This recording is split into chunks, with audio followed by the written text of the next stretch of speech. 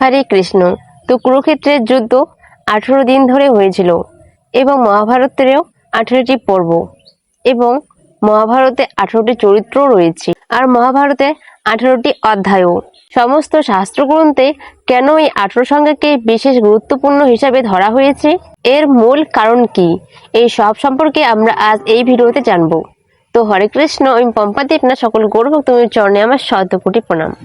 ভীষ্ম পর্ব অর্থাৎ মহাভারতের প্রধান যে অধ্যায় সেই হচ্ছে ভীষ্ম পর্ব। ভীষ্ম পর্বের 25 অধ্যায় থেকে 42তম অধ্যায়কে এটুকে বলা হয় শ্রীমদ্ ভাগবত গীতা।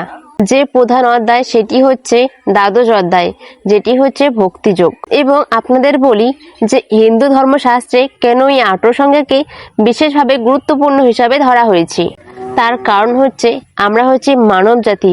আমরা এই জগতে সবাই আবদ্ধ, কেউই কিন্তু মুক্ত নই। আমরা কিন্তু সকলেই এই সংসারের মায়ার বন্ধনে আবদ্ধ হয়ে আছি। একমাত্র পরমেশ্বর ভগবান শ্রীকৃষ্ণই হচ্ছে মুক্ত। আমরা মানব জাতি, আমরা এই 18টি দোষে দূষিত। তো সেই 18টি দোষ কি কি তা আমরা এই ভিডিওতে জানবো। তো তার আগে আমরা জেনে নেই যে শ্রীমদ্ ভাগবতে এই 18টি অধ্যায় সেগুলি কি কি। শ্রীমদ্ ভাগবতে 18টি অধ্যায় হচ্ছে: 1 নম্বরে বিষাদ যোগ, 2 নম্বরে সংখ্যা যোগ, 3 নম্বরে কর্মযোগ, 4 নম্বরে জ্ঞান যোগ, 5 নম্বরে কর্ম সন্ন্যাস যোগ, 6 নম্বরে ধ্যান যোগ, 7 নম্বরে বিজ্ঞান যোগ, 8 নম্বরে অক্ষর ব্রহ্ম যোগ, 9 নম্বরে রাজকীয় যোগ, 10 নম্বরে বিভূতি যোগ, 11 নম্বরে বিশ্বরূপ দর্শন যোগ, 12 নম্বরে ভক্তি যোগ, 13 নম্বরে প্রকৃতি পুরুষ বিভেদ যোগ, 14 নম্বরে গুণোত্র বিভাগ যোগ, 15 নম্বরে পুরুষোত্তম যোগ, 16 নম্বরে দৈবাসী সম্প্রতি ভাগ যোগ, 17 নম্বরে শুদ্ধতি বিভাগ যোগ, 18 নম্বরে মুখ্য যোগ। এই 18টি অধ্যায় হচ্ছে শ্রীমদ্ ভাগবত গীতা। এখন আমরা জানবো শ্রীমদ্ ভাগবতের গীতার 18টি পর্ব। 1 নম্বরে আদি পর্ব, 2 নম্বরে সভা পর্ব, 3 নম্বরে বন পর্ব, 4 নম্বরে বিরাট পর্ব, 5 নম্বরে উদ্যোগ পর্ব, 6 নম্বরে ভীষ্ম পর্ব, 7 নম্বরে দ্রোণ পর্ব, 8 নম্বরে কর্ণ পর্ব, 9 নম্বরে শৈল পর্ব, 10 নম্বরে সপ্তিক পর্ব, 11 নম্বরে স্ত্রী পর্ব, 12 নম্বরে শান্তি পর্ব, 13 নম্বরে অনুশাসন পর্ব, 14 নম্বরে অশ্বমেধিক পর্ব, 15 নম্বরে আশ্রমবাসিক পর্ব, 16 নম্বরে মৌসুমিক পর্ব, 17 নম্বরে মহাপ্রস্থানিক পর্ব, 18 নম্বরে স্বর্গারোহিণিক পর্ব। এই হচ্ছে মহাভারতের 18টি পর্ব। এবং মহাভারতের 18টি প্রধান চরিত্র হচ্ছে ভগবান শ্রীকৃষ্ণ, অর্জুন, ধৃতরাষ্ট্র, ভীষ্ম, দ্রোণ, কৃপাচার্য, শকুনি, দুর্যোধন, দুঃশাসন, কর্ণ, অশ্বত্থামা, কৃতবর্মা, যুধিষ্ঠির, ভীম, নকুল, সহদেব, দ্রৌপদী এবং বিদুর। মহাভারতের আরো অসংখ্য চরিত্র থাকার পরেও এই প্রধান চরিত্র কিন্তু এই 18টি। তার প্রধান কারণ হচ্ছে 18টি মহাদোষ। এখন কথা হচ্ছে আরো তো অন্য অন্য সংখ্যা হতে পারত, কেন এই 18 সংখ্যা বারবার সব জায়গাতে ধরা হচ্ছে? তার প্রধান কারণ হচ্ছে 18টি মহাদোষ। এখন এই 18টি মহাদোষ সম্পর্কে আমাদের এই আলোচনা। এই 18টি দোষ কি কি এই সম্পর্কে ভক্তি রসামৃত সিন্ধু গ্রন্থে এই সম্পর্কে বিশেষভাবে আলোচনা করা হয়েছে। মোহস্ত্রা, ভৌম, রক্ষণসতা, কাম, উলম্ভন, লোলুতা, মোহ, মাৎসর্যে, হিংসা, ক্রেত, পরিশ্রম, অসংখ্য, ক্রোধ, আশঙ্কা, বিশ্বভ্রম, বৈষ্ণব, পরাপেক্ষিতা দোষ, অষ্টদোষ শোধিতা। তো এই 18টি দোষ। মোহ অর্থাৎ মীরতা, নিদ্রা অর্থাৎ ঘুমের যোগ। যখন দেখবেন যে আমরা কোনো ভালো কাজকর্ম করতে যাই বা ভালো কিছু শুনতে যাই, কীর্তন শ্রবণ করতে যাই, তখনই কিন্তু আমাদের ঘুম চলে আসে। বিশেষ করে দেখবেন যখন আমরা পড়তে বসি তখনই আমাদের বিশেষ করে ঘুম পায়। আমরা যদি চাই একটু বেশি পড়তে, কিন্তু ঘুম এতটাই আসে যে আমরা তখন না ঘুমিয়ে থাকতে পারি না। এই যে তন্দ্রা, এটাও কিন্তু এক প্রকার দোষ। ভ্রম, ভ্রম মানে ভুল ধারণা। রক্ষতা অর্থাৎ প্রেম ভক্তি, সম্বন্ধ ছাড়া আসক্তি। ভগবান শ্রীকৃষ্ণের প্রতি কিন্তু আমাদের একমাত্র প্রেম থাকে, বাকি আমরা যেটাকে প্রেম বলি সেটা কিন্তু একদমই প্রেম নয়, সেটা হচ্ছে আসক্তি। কাম ছাড়া আর কিছুই নয়, এটা কিন্তু এক খুব বড় এক মহাদোষ। কাম উৎকট একটা বিষয়, ভোগ বাসনা আমরা কিন্তু সকলে কামের ফলে বশীভূত।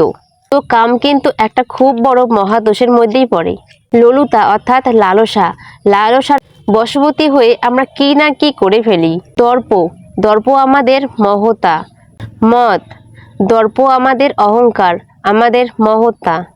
আমরা যদি কিছু টাকা পয়সার মুখ দেখি, নিজেরাই নিজেরা এতই গর্ব করি, নিজের ভিতরে অহংকার চলে আসে, দর্প চলে আসে। মহসহ্য অর্থাৎ ঈর্ষা, হিংসা। আমরা কিন্তু অনেকেই হিংসার বশবর্তী হয়ে পরনিন্দা, পরচর্চা, ঝগড়া এসব করে থাকি। আমাদের যে কার্যকর্ম সেটাই আমরা করতে ভুলে যাই। খেদ, খেদ মানে হচ্ছে বিলাপ করা। পরিশ্রম অর্থাৎ খাটুনি, প্রয়োজনের তুলনায় অতিরিক্ত পরিশ্রম করো, কিন্তু এটা মহাদোষের মধ্যেই পড়ে। অসত্য অর্থাৎ মিথ্যা কথা বলা। ছোটবেলা থেকে জেনে এসেছি যে মিথ্যা কথা বলা মহাপাপ, তো এটা কিন্তু একটা দোষের মধ্যেই পড়ে। ক্রোধ, ক্রোধ হচ্ছে একটা সব থেকে অহংকারী জিনিস। আমরা না চাইতে অনেক সময় এই ক্রোধের বশীভূত হয়ে অনেক সময় অনেক কাজ করে ফেলি, যেটা আমাদের একদমই করা উচিত নয়, তাই এটাও কিন্তু একটা দোষ। আকাঙ্ক্ষা, আকাঙ্ক্ষা ভয় বা সন্দেহ। বিশ্বভ্রম অর্থাৎ জগৎ আবেশ। বৈষম্য অর্থাৎ এখানে বৈষম্য বলতে যে কর্ম অভিমুখ ফল না দিয়ে অতিষ্ঠ ফল দেয়, তাকে বলা হয়েছে বৈষম্য। পরাপেক্ষা অর্থাৎ অন্যের উপর নির্ভরশীল হয়ে থাকা। ভগবান আমাদের সকলকে হাত দিয়েছে, পা দিয়েছে, কথা বলার মতন মুখ দিয়েছে, কর্ণ দিয়েছে শ্রবণ করার জন্য। তারপরেও যদি আমরা নিজেরা কর্ম করে না চলে অন্যের উপর নির্ভরশীল হয়ে পড়ি, সেটাও কিন্তু একটা বিরাট রকমের মহাদোষ। তো এই হচ্ছে 18টি মহাদোষ। তো এই 18টি মহাদোষ কিন্তু আমাদের প্রত্যেকটা মানব জাতির মধ্যেই রয়েছে। অনেকের মনে এই প্রশ্নটা থাকে যে যখন ভগবান শ্রীকৃষ্ণ এই ধরাধামে আবির্ভূত হয়েছিলেন, তখন কি ভগবান শ্রীকৃষ্ণ এই 18টি মহাদোষে দূষিত ছিলেন? তো উত্তরটা হচ্ছে না, কারণ ভগবান শ্রীকৃষ্ণ হচ্ছেন একমাত্র যিনি আমাদের সকলেই কন্ট্রোল দাতা, যিনি আমাদের কন্ট্রোল করেন।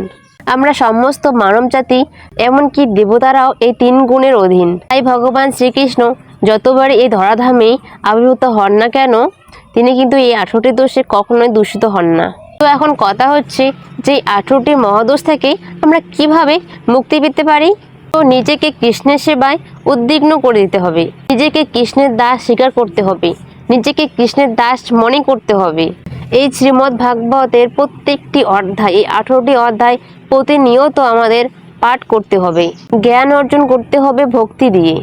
জীবনে আমাদের যতই বাধা বিপত্তি আসুক না কেন, কুরুক্ষেত্রের মাঠে পঞ্চপাণ্ডবরা যেরকমভাবে সংগ্রাম করে বেঁচে থেকেছিল, তো সেই রকমভাবে আমাদের যুদ্ধ করে বেঁচে থাকতে হবে, যুদ্ধ করে বেঁচে থাকতে হবে এই সংসার জগতেই।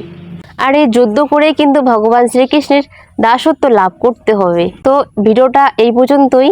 যদি ভালো লাগে তাহলে অবশ্যই লাইক, কমেন্ট, শেয়ার করবেন এবং এরকম ভিডিও পেতে হলে আমার চ্যানেলটি সাবস্ক্রাইব করে পাশে থাকবেন। হরে কৃষ্ণ, হরি বল।